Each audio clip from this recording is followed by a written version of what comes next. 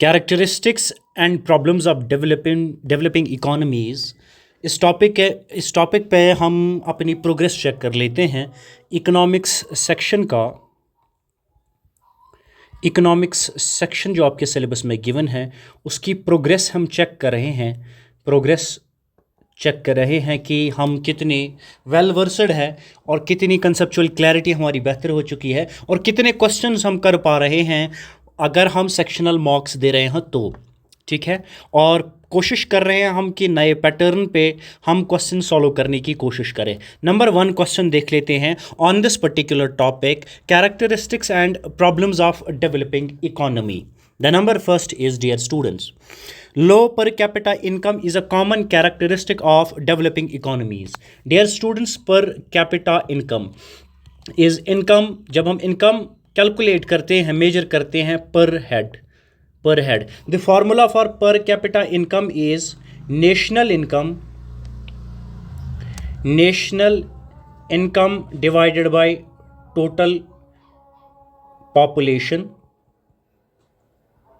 National income divide by total population of a country, that is nothing but per capita income. और developing countries में देखा गया है कि पर कैपिटा इनकम लो होती है। ठीक है, तो ये स्टेटमेंट सही है, आप ये याद करके जाए। होप आप भी साथ साथ इन्हें सॉल्व कर रहे हैं और आपको ये क्वेश्चंस खुद से अपने एंड से करने आ रहे हैं। नहीं आ रहे हैं तो यहाँ से आप हम आपके साथ डिस्कस कर रहे हैं तो आप अपने नोट्स को, अपनी इंफॉर्मेशन को इनरिच करते जाइए। सेकंड स्टेटमेंट हम देख लेते हैं, high dependence on agriculture is generally observed in developing economies. Dear students, हमारी इकोनॉमीज़ के there are different sectors in an economy, sectors of an economy. एक इकोनॉमी के डिफरेंट सेक्टर्स होते हैं और पहला सेक्टर कौन है? Primary sector. पहला आपका प्राइमरी सेक्टर बनता है, दूसरा आपका सेकेंडरी सेक्टर बनता है। ठीक है, सेकेंडरी सेक्टर। तीसरा सेक्टर कौन सा आपका है? This is second sector. तीसरा सेक्टर आपका टर्शरी सेक्टर है, टर्शरी सेक्टर। प्राइमरी सेक्टर आपका agri sector, agriculture sector and allied activities होता है। Agriculture sector and allied activities, agri and allied activities sector होता है। सेकेंडरी सेक्टर आपका इंडस्ट्रियल सेक्टर हो गया, टर्शरी सेक्टर आपका सर्विस सेक्टर हो गया। और भी 1-2 सेक्टर है, कॉटनरी सेक्टर, क्यूनरी सेक्टर, उनको फिलहाल के लिए छोड़ दें। 3 सेक्टर ब्रॉडली की हम बात कर रहे हैं। जो हमारी डेवलपिंग इकोनॉमीज़ डियर स्टूडेंट्स होती हैं वो मेनली डिपेंड या उनकी हाई डिपेंडेंस होती है प्राइमरी सेक्टर पे, विच मीन्स कि जो वहाँ पे एम्प्लॉयमेंट जनरेशन हो रही होती है, वो मोस्टली कहाँ से? एग्रीकल्चर से हो रही होती है। जो उस कंट्री के, डेवलपिंग कंट्री के ग्रोथ में कंट्रीब्यूशन हो रहा होता है वो कंट्रीब्यूशन सबसे ज़्यादा प्राइमरी सेक्टर से आता है। That is nothing but dependence of that particular economy on the primary sector, on the agriculture sector. तो दूसरा स्टेटमेंट भी आपका सही है, करेक्ट है। नेट आपको ये याद रखना है। ठीक है, आ जाते हैं तीसरे इंपॉर्टेंट स्टेटमेंट पे। The third important statement dear students is, developing economies always have high levels of industrialisation. This is not case of developing economies, this is case with the developed economies. तो आपके 2 statement तो सही है, ये आपको याद रखना पड़ेगा। ठीक है, नेक्स्ट पे आ जाते हैं क्वेश्चन नंबर 2 पे। The question dear students is, which one of the following best explains disguised unemployment. Dear students, unemployment क्या होती है? अगर एग्जामिनर यही आपको दे दे, अनएम्प्लॉयमेंट हमारी होती है कि जितनी वर्किंग पॉपुलेशन एक इकोनॉमी में है, वर्किंग पॉपुलेशन इकोनॉमी में है, और ये वर्किंग पॉपुलेशन कौन सी होती है? 15 से 59 साल के बीच में जो भी आपकी पॉपुलेशन है ये वर्किंग पॉपुलेशन आपकी हो जाती है। Population between 15 and from 15 to 59, this is your working population. If इस वर्किंग पॉपुलेशन में जो लोग, those who are willing to work, जो लोग तैयार होते हैं काम करने के लिए और उनके पास रेलिवेंट स्किल्स अवेलेबल है कि वो काम कर सकते हैं, स्टिल उनको जॉब्स नहीं मिलती हैं, तो this is nothing but unemployment in an economy. When a working population is willing to work at the prevailing prices in the market, at the prevailing wage rate in the market, and they have skills, they have the required skills for the job, but still they are not getting the job. This is nothing but unemployment. क्या है ये? Unemployment. There are multiple types of unemployment. ठीक है, frictional unemployment, seasonal unemployment है आपकी, cyclical unemployment है. I hope कि आपने अनएम्प्लॉयमेंट का concept and types of unemployment concepts पढ़े होंगे. There is another type of unemployment that is disguised unemployment. ये डिस्गाइज्ड अनएम्प्लॉयमेंट क्या है, हमें बता देना स्टेटमेंट्स में. Which of the following option best explains disguised unemployment. कौन सा ऑप्शन बेस्ट एक्सप्लेन करता है? Dear students, disguised unemployment is a situation where more workers are employed than actually required for production. आपको प्रोडक्शन करने के लिए 4 labour चाहिए, लेकिन आपने 7 लगा दिए हैं. ये जो आपने 3 एक्स्ट्रा लगाए हैं, this is nothing but disguised unemployment. ठीक है, this is nothing but disguised unemployment. ये पॉइंट आप याद रखेंगे. ठीक है, आपको 4 लेबर चाहिए होते हैं एक पर्टिकुलर अमाउंट ऑफ प्रोडक्शन करने के लिए, क्वांटम ऑफ प्रोडक्शन करने के लिए, लेकिन आप 7 लगा रहे हैं. जो 3 आपने एक्स्ट्रा लगा दिए लगा लेते हैं. वल करन कम ऊर, ठीक है, वल युम 3 रोजन आवर ऊर, they are actually contributing nothing. These extra 3 labours contribute nothing, क्योंकि 4 से काम होना था, हमने 7 लगा दिए. वाल रोजन आवर हुई. ठीक है, this is nothing but disguised unemployment. Dear student, this disguised unemployment is seen in the agriculture sector. Agriculture sector में ये देखी जाती है. जैसे कि अगर हमें एक पीस ऑफ लैंड है, उस पर अगर 2 लोग लगा के, घर के 2 लोग लगा के काम निकल जाता है, वो प्रॉपर प्रोडक्शन हो जाएगी, 2 लोग वो सारा काम कर लेंगे. लेकिन हम घर के फैमिली में से 5 के 5 लोग उसी पीस ऑफ लैंड में लगा देते हैं. जो 3 लोग एक्स्ट्रा चले गए, वहीं क्या करेंगे, बैठे बैठे घर पे क्या करेंगे, लगा लेंगे वहीं पे. This is nothing but disguised unemployment. It's a situation where more workers are employed than actually required. Is nothing but disguised unemployment. आ जाते हैं नंबर नेक्स्ट पे.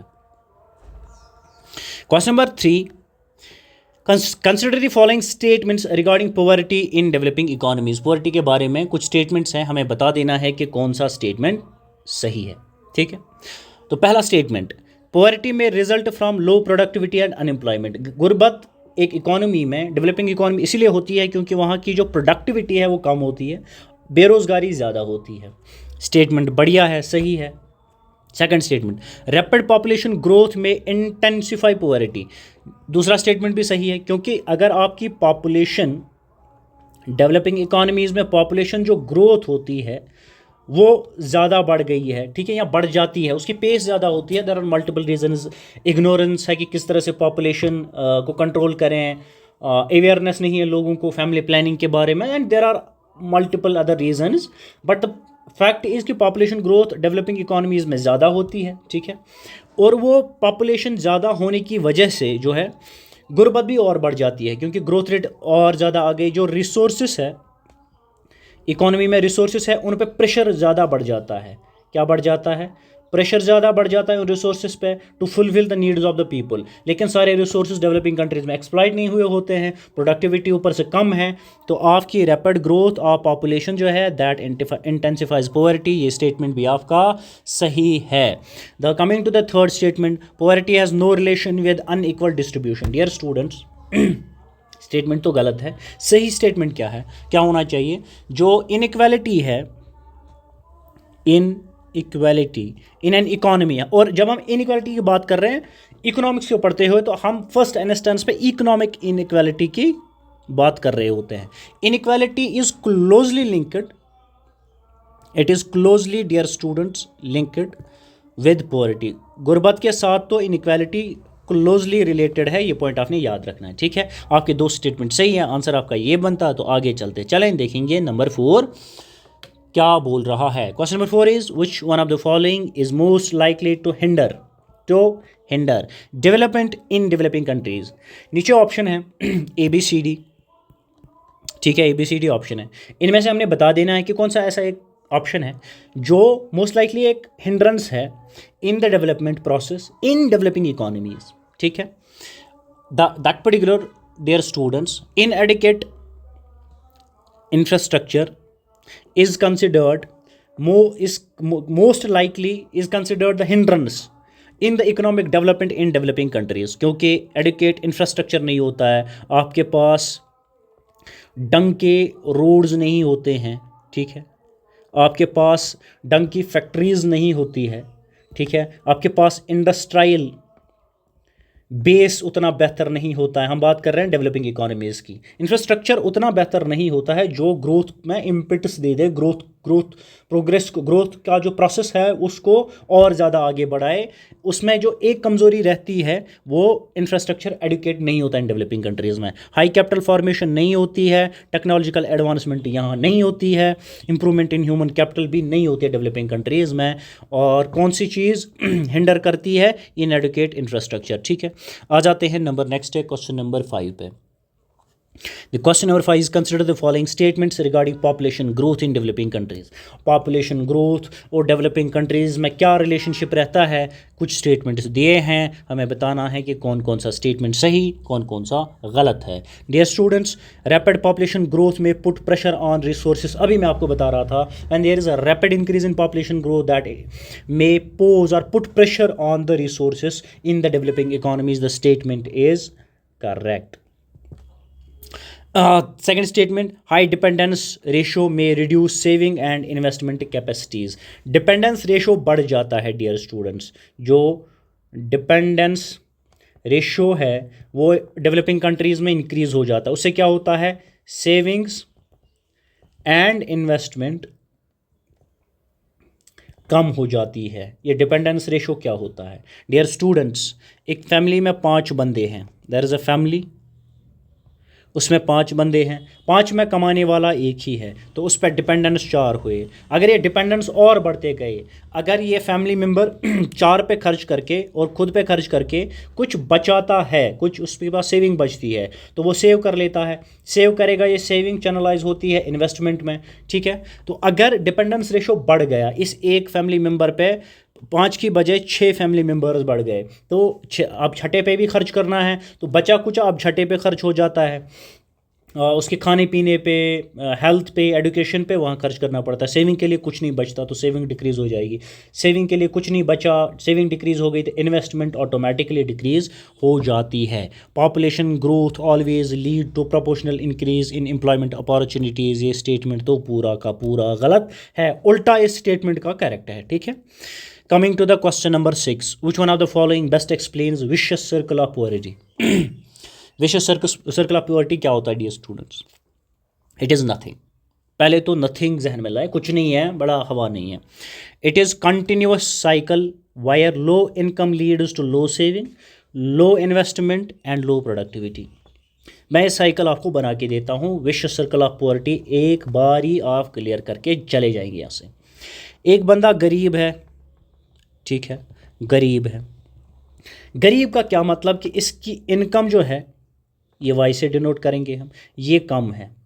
इनकम इसकी कम है तो ये सेव कम करेगा, बचत कम करेगा, बचत कम करेगा तो बैंक्स में बचत कम करेगा तो इन्वेस्टमेंट कम हो जाएगी, कहीं और इन्वेस्ट करना ही बंद हो जाएगा। इन्वेस्टमेंट कम होगी तो जाहिर सी बात है जो इकॉनमी में प्रोडक्टिविटी होगी, प्रोडक्टिविटी वो कम हो जाएगी। प्रोडक्टिविटी कम हो गई तो जाहिर सी बात है डिमांड, ये लास्ट हमसे कुछ सेशंस में हमने पढ़ा है, डिमांड फॉर लेबर जो है वो कम हो जाएगी। डिमांड फॉर लेबर कम हुई तो इनकम ऑफ द लेबर और कम हो जाएगी, इनकम ऑफ लेबर और कम हो गई तो ये और गरीब होता जाएगा, ये गरीब होता जाएगा तो ये साइकिल फिर से ऐसे घूमता रहेगा, vicious circle of poverty. Number 7 पे आ जाते हैं, question number 7। Dear students, vicious circle of poverty के बारे में एक चीज़ इंपॉर्टेंट आपने याद रखनी है। इकोनॉमिस्ट नर्कस जो है, NURKSE, नर्कस आप याद रखेंगे, ये has given this concept of vicious cycle of poverty, ठीक है, तो ये पॉइंट आप याद रखेंगे। Coming to the number 7, consider the following statement regarding capital formation in developing countries. Capital formation और डेवलपिंग कंट्रीज को साथ साथ हमें देखना है, बताते चलना है हमें कि कौन सा स्टेटमेंट सही है। The first statement, low saving rate restricts capital formation, क्योंकि डेवलपिंग कंट्रीज में डियर स्टूडेंट्स लोगों की इनकम कम होती है, इनकम कम है तो वो सेव कम कर पाते हैं, वो सेव कम कर पाते हैं तो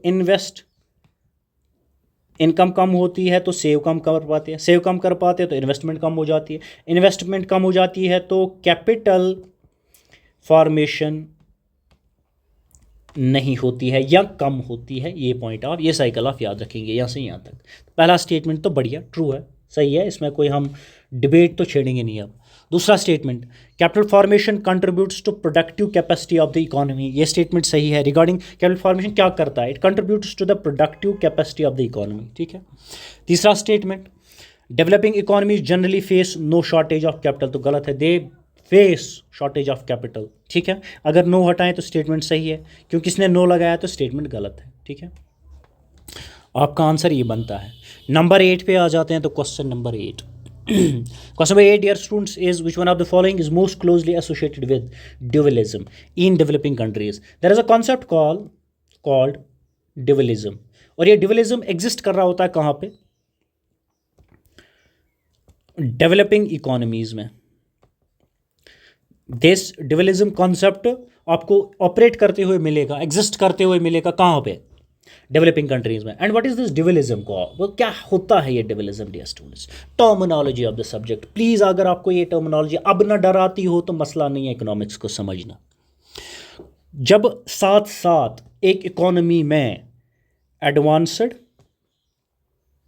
सेक्टर्स भी इकोनॉमी में एग्जिस्ट कर रहे हों, एडवांस्ड सेक्टर मतलब इंडस्ट्रियल सेक्टर इकोनॉमी में एग्जिस्ट कर रहा है, लेकिन साथ साथ कुछ बैकवर्ड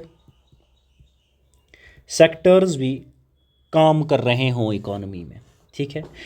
ये दोनों एडवांस्ड सेक्टर और बैकवर्ड सेक्टर जब सिमिल्टेनियसली एक साथ को एग्जिस्ट कर रहे हो एक इकोनॉमी में, this concept is called dualism in economics. और ये देखा जा चुका है कि डेवलपिंग कंट्रीज में इंडस्ट्रियलाइजेशन भी, इंडस्ट्रीज़ भी होती हैं, इंडस्ट्रियल सेक्टर भी हो रहा होता है, डेवलप हो रहा होता है, अच्छा खासा सेक्टर बन के उभर चुका होता है वो, लेकिन साथ में आप एग्री सेक्टर को देख रहे होते हैं, एग्रीकल्चर एंड एलाइड सेक्टर को, प्राइमरी सेक्टर को, लेकिन वो उतना डेवलप नहीं हुआ होता है। लेकिन एग्रीकल्चर भी अपना कंट्रीब्यूशन कर रहा होता है, इंडस्ट्रियल सेक्टर भी अपना कंट्रीब्यूशन कर रहा होता है। बैकवर्ड ये एग्रीकल्चर पीछे बैकवर्ड रह जाता है, इंडस्ट्रियल सेक्टर आगे निकल जाता है, लेकिन दोनों सेक्टर को एग्जिस्ट करते हैं और रिलेवेंट रहते हैं। This dualism is nothing, this coexistence of both sectors is nothing but the dualism in economic terminology. Coexistence of advanced and backward sector in the economy is nothing but dualism in economics. Coming to the point 9, question number 9, following statement regarding infrastructure and developing countries, statement infrastructure और developing countries के infrastructure and development के बारे में कुछ statement है, हमें बता देना है कौन सा स्टेटमेंट करेक्ट है, हम बताते चलेंगे, ठीक है, कोई मसला तो है नहीं। Infrastructure includes transport, communication, power facilities, तो बढ़िया, इंफ्रास्ट्रक्चर का यही तो मतलब है, ठीक है। पुअर इंफ्रास्ट्रक्चर में रिड्यूस प्रोडक्टिविटी एंड इन्वेस्टमेंट, ये भी तो सही है। Infrastructure development has no impact on industrial growth, तो गलत है, it has direct impact on industrial growth, ठीक है। तो आप ये याद करते चलेंगे। नंबर 10 पे आ जाते हैं, which one of the following best explains human capital formation. What do we mean by human capital formation? Dear students, investment, जब आप इन्वेस्टमेंट करते हैं ह्यूमंस की कैपेबिलिटीज़ को इंक्रीज करने के लिए, सो दैट कि ह्यूमंस प्रोडक्टिव हो जाए, सो दैट कि उनकी वो बेहतर प्रोडक्टिविटी कंट्रीब्यूट करे इकोनॉमिक ग्रोथ में, उसे ह्यूमन कैपिटल फॉर्मेशन कहते हैं। उसके लिए आप क्या करते हैं, आप इन्वेस्टमेंट करते हैं इन ह्यूमन एजुकेशन, उन्हें एडुकेट करते हैं, उन्हें स्किल्स प्रोवाइड करते हैं, ठीक है, उन्हें एडुकेट करते हैं, उनकी हेल्थ बेहतर रखते हैं, हेल्दी होंगे तब कंट्रीब्यूट करेंगे ना, तो उनकी स्किल्स की बात हो गई, स्किल्ड उन्हें बनाते हैं, ठीक है, बेटर लिविंग स्टैंडर्ड देने की उन्हें कोशिश करेंगे, ज़िंदगी बढ़िया से गुजारेंगे तब जाके कंट्रीब्यूट करेंगे जनाब, हेल्थ बेहतर रहेगी तब जाके कंट्रीब्यूट करेंगे, प्रॉपर एंड रिलेवेंट एजुकेशन दे देंगे, स्किल्स प्रोवाइड करेंगे तब जाके ना जनाब मेरे वो कंट्रीब्यूट करेंगे इन the economic growth of a particular country, ठीक है। Human capital formation is nothing investment in education, health and skill development. Simply put, human capital formation means when economy investors in the development augmentation of humans in an economy so that they can contribute to the economic growth is nothing but human capital formation. ये students, हम नए एक session में मिलते हैं आपके साथ, तब तक ये मौका ले लें और हमारे साथ अपनी राय शेयर करें.